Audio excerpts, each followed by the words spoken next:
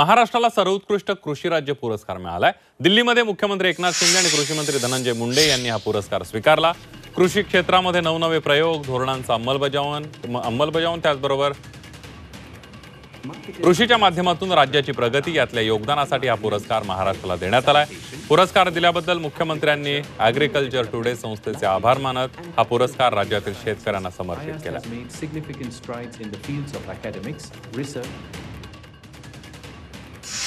आजचा जो महाराष्ट्र राज्याला मिळालेला कृषी पुरस्कार हा मी या संस्थेचं मनापासून अभिनंदन करतो, त्यांना धन्यवाद देतो की महाराष्ट्रातल्या 2 वर्षाच्या ज्या काही कामगिरीवर कृषी विभागामध्ये जे केलेले रिफॉर्म्स आहेत, शेतकऱ्यांसाठी घेतलेले निर्णय आहेत,